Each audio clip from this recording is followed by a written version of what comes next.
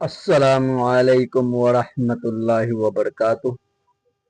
मेरे YouTube channel master Ramiz में आपका खैर मकदम करते हैं। आज की क्लास में हम पढ़ेंगे NCERT क्लास 6 ज्योग्राफी के चैप्टर नंबर 2 ग्लोब। ये क्लास बहुत ही खास, बहुत ही अहम होने वाला है। NCERT जितने भी मुकाबलाजाती इम्तिहानात है, कम्पिटिटिव एग्जामिनेशन होते हैं, सभी में सवालात पूछे जाते हैं। तो इसीलिए आप इस क्लास को एंड तक देखें और नए हैं तो हमारे YouTube चैनल मास्टर रमीज को सब्सक्राइब, लाइक और शेयर कीजिए।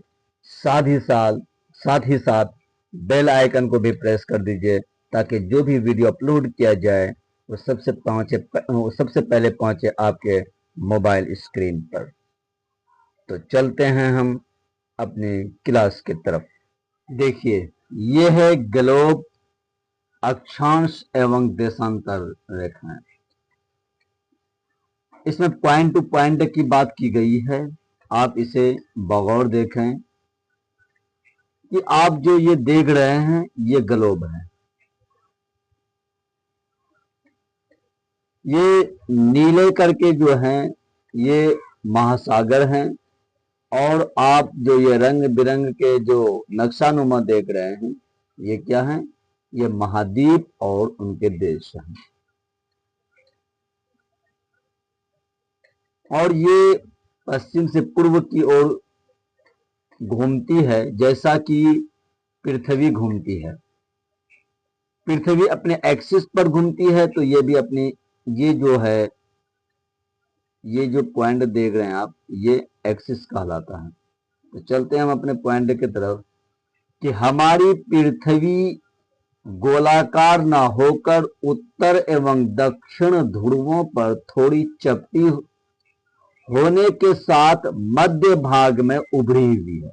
क्या है कि हमारी पृथ्वी गोलाकार न होकर के, पूरी तरह से गोल न होकर के दक्षिणी ध्रुव पर, उत्तर एवं दक्षिण, ये हो गया उत्तर ध्रुव और ये हो गया दक्षिणी ध्रुव।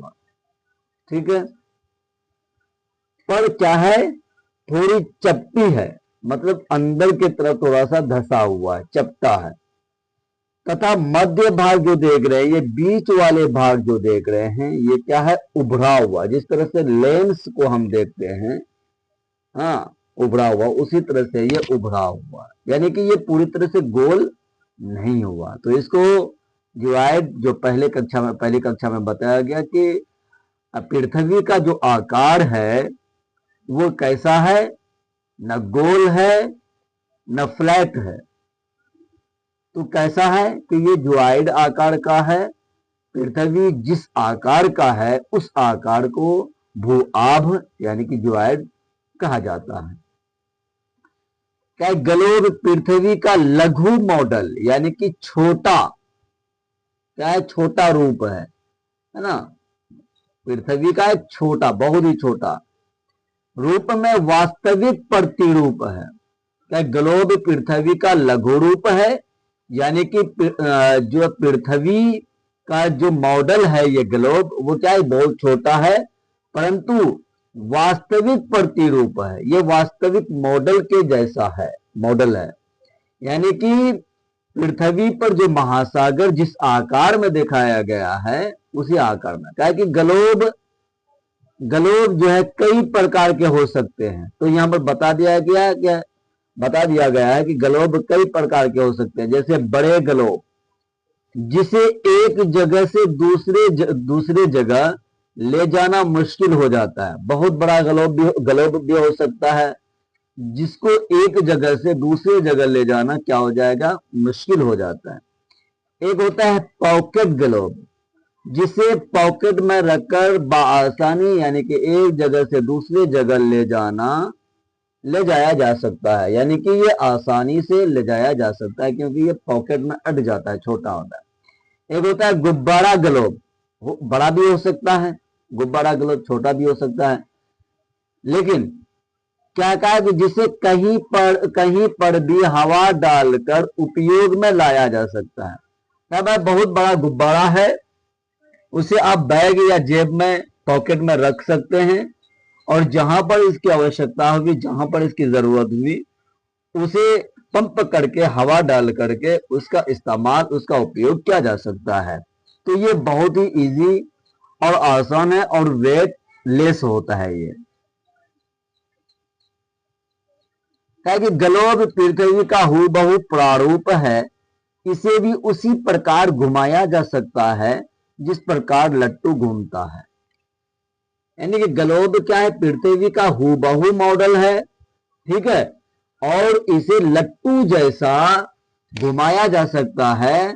या आप देखे होंगे कि कुम्हार के पास बर्तन बनाने के लिए जो चाक होता है, हाँ, उस प्रकार भी उसको घुमाया जा सकता है। क्या ग्लोब पर देशों, महाद्वीपों तथा महासागरों उनके सही आकार में दिखाया जाता है। क्या कि ग्लोब पर देशों, महाद्वीपों और महासागरों को उसके सही आकार में दिखाया जाता है, जिस आकार में वो है। भले छोटा दिखाया जाता हो लेकिन आकार वही है। मिसाल के तौर पर बिहार का अगर मैप है तो उसको अगर बड़े से बड़े शीट पर बनाया जाए और छोटे से शीट पर बनाया जाए तो छोटा तो हो सकता है लेकिन आकार वही रहेगा। क्या कि पृथ्वी जिस दूरी पर बाएं से दाएं घूमती है अक्ष कहलाता है। अभी बताया गया क्या कि पृथ्वी जिस दूरी पर घूमती है यही दूरी है।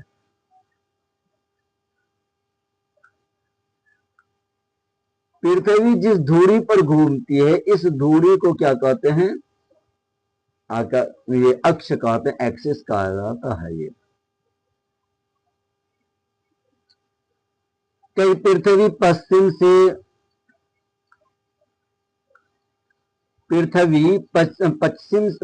से पूर्व की ओर घूमती है, ठीक उसी प्रकार ग्लोब को भी घुमाया जा सकता है।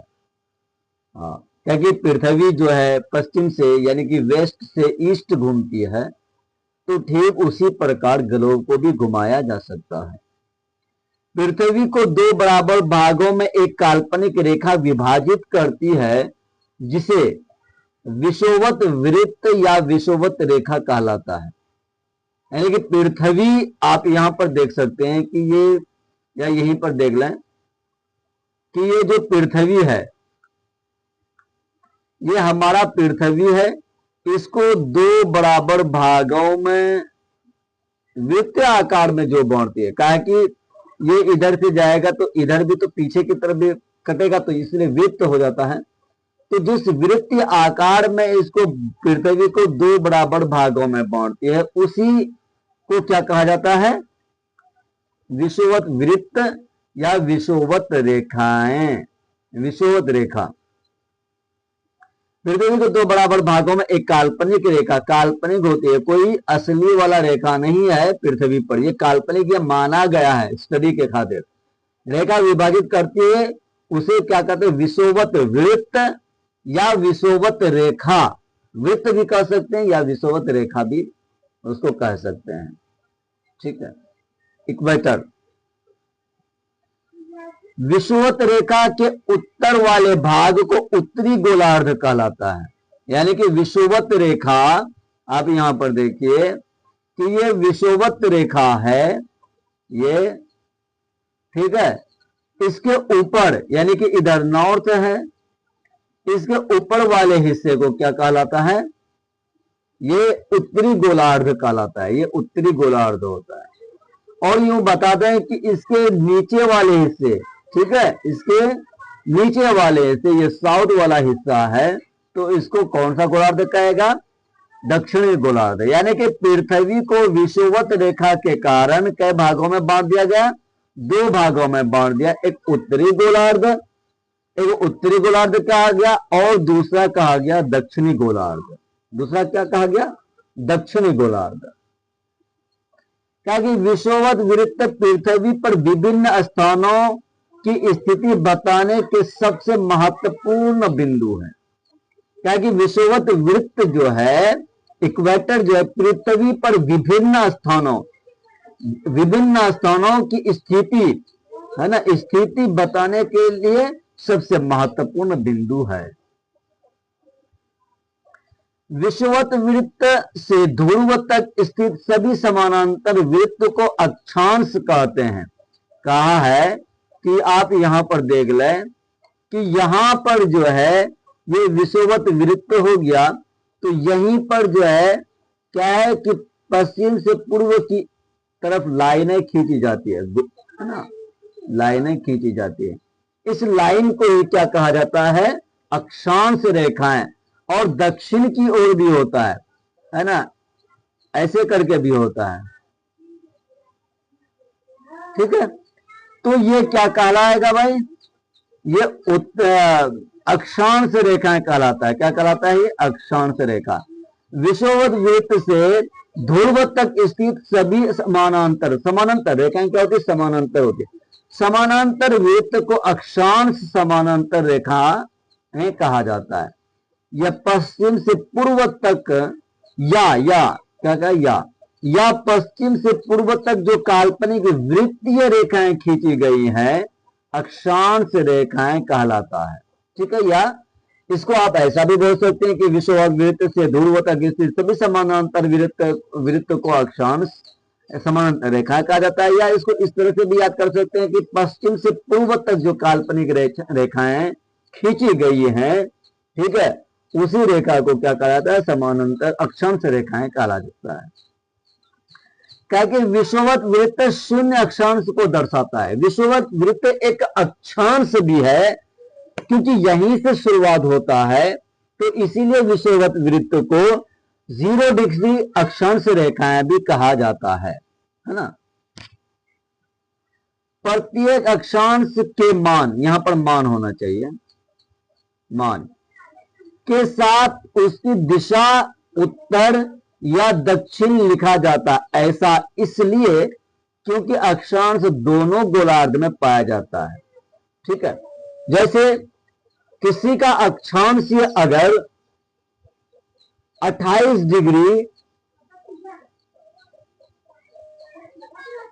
डिग्री है मिसाल के तौर पर, तो 28 डिग्री क्या है, 28 डिग्री तो उत्तर की तरफ भी होगा, 28 डिग्री दक्षिण की तरफ भी होगा, क्योंकि विषुवत रेखा जो है वो 0 डिग्री माना जाता है। 0 डिग्री से इधर आएंगे तो 1 2 इधर भी शुरू होगा, 1 डिग्री 2 डिग्री 5 डिग्री, हाँ। उसके बाद ऊपर की तरफ जाएंगे, उत्तर की तरफ जाएंगे तो 0 विषुवत रेखा फिर पड़ जाएगा, तो विषुवत रेखा पर आएगा तो 0 डिग्री हो जाएगा। फिर उसके ऊपर की तरफ नॉर्थ की तरफ साइड की तरफ जाएंगे तो वहां से फिर 1 2 शुरू होगा। तो इसीलिए यहाँ पर 28 डिग्री अगर है तो किधर है कि भाई ये दक्षिण की तरफ है, तो इसलिए शॉर्ट में द या ऊ लिख दिया जाता है, एन या एस लिख दिया जाता है। 28 डिग्री एन या 28 डिग्री एस। स्थान जो है वो दक्षिण में वही डिग्री पर मौजूद है जो दूसरा स्थान उत्तर की तरफ मौजूद है। तो अब वहां पर अगर सिर्फ 37 डिग्री लिख दिया जाए तो यहां पर कंफ्यूजन पैदा होगा कि भाई 37 डिग्री पर क्या, तो इसीलिए वहां पर दक्षिण या उत्तर लिख दिया जाता है। महत्वपूर्ण अक्षांश रेखाएं, महत्वपूर्ण अक्षांश रेखाएं, विषुवत वृत्त 0 डिग्री, अब है ना, अभी बता दिया गया। तो विषुवत वृत्त जो है, इक्वेटर जो है वो 0 डिग्री अक्षांश रेखाएं कहलाता है। उसके बाद है आपका उत्तरी ध्रुव 90 डिग्री उत्तर पर, उत्तरी ध्रुव, और दक्षिणी ध्रुव जो है वो 90 डिग्री दक्षिणी पर स्थित है। इसके अतिरिक्त 4 महत्वपूर्ण अक्षांश रेखाएं और है। क्या है कि उत्तरी गोलार्ध में कर्क रेखा 23.5 डिग्री उत्तर पर,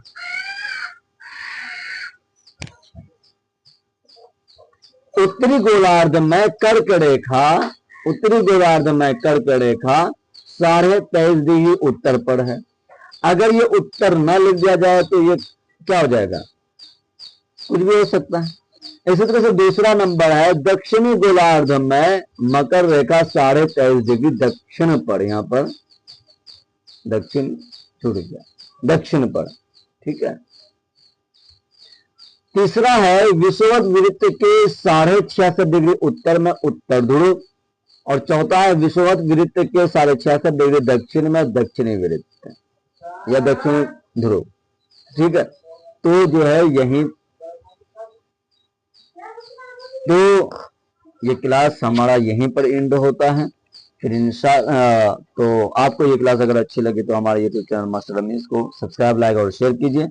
साथ ही साथ बेल आइकन को भी दबा दीजिए ताकि जो भी वीडियो अपलोड किया जाए वो सबसे पहले मोबाइल आपके स्क्रीन पर पहुंचे और उसे आप फायदा उठा सकें, लाभ उठा सकें और एक गति दे सकते हैं। तो फिर मिलते हैं इंशाल्लाह अगली क्लास में, तब तक के लिए खुदा हाफिज।